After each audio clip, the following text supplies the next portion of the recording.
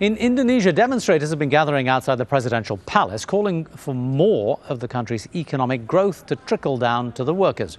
Unions say the government needs to provide better healthcare and pensions. They also want to make sure the courts don't overturn a decision made on Wednesday to increase the minimum wage. That will go up by more than 40%. Subramaniam Pillai is a journalist with the Malaysian Insider website. He joins me from Kuala Lumpur. How significant are the events in Jakarta? Hello, good morning.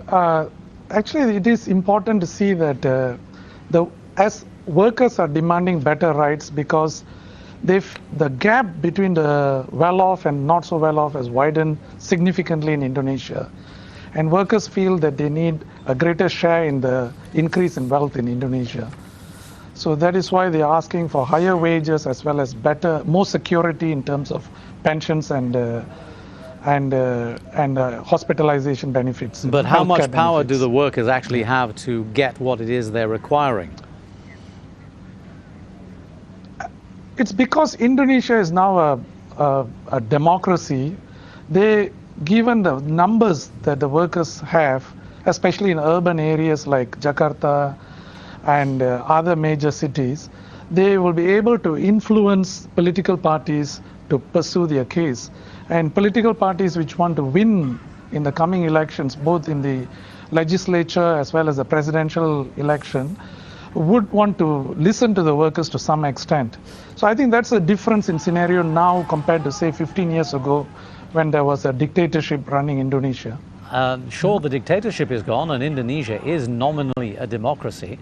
And I don't want to appear too skeptical, but even in countries that consider themselves to be complete democracies, union power has done nothing but reduce over the course of the past 50 years, and union workers haven't really managed to achieve much. Now, Indonesian workers would surely be worried about their potential to influence the government, which remains fairly heavy-handed in many respects. Yeah, it's true. And especially when, in the case of Indonesia, when there's a large informal sector where there's virtually no unionization. So their bargaining power isn't as strong as in some other countries. But I think there are natural economic forces also taking into effect. As the economy grows, demand for labor increases. So naturally, wages have to rise. And if they keep suppressing wages for a long time, I mean, the economy will come to a stall, and you'll get trapped into middle-income economy like many ASEAN economies have become. So I think as long as the economy keeps growing, the workers will have a greater say. It's an interesting scenario globally. I mean, in the West even, we've seen the Occupy movement taking to the streets. In Chile, we're seeing protesters worrying about their education. Malaysia, similarly to Indonesia, nominally a democracy, a great deal of government control nonetheless.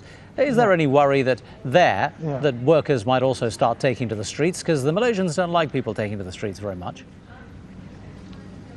That's true, but I think in the case of Malaysia, the situation of the workers is much weaker than in Indonesia because the Malaysian government has allowed millions of foreign workers to come into this country, especially from Indonesia and Bangladesh, which has depressed wages. Now, if going back to the minimum wage, for example, the minimum wage that was approved in the Jakarta area is not substantially different from the minimum wage that has been being proposed in Malaysia. So you will see that as Indonesia grows and if it catches up with Malaysia, then only the workers' situation in Malaysia will get stronger. Right now, the unions in Malaysia are weak because of this influx of foreign workers. Indonesia doesn't have that problem. You don't get foreign workers from other countries coming there yet. All right. So I think that's a big difference between Malaysia and Indonesia. Subramaniam Pillai in Kuala Lumpur, thank you for talking to us.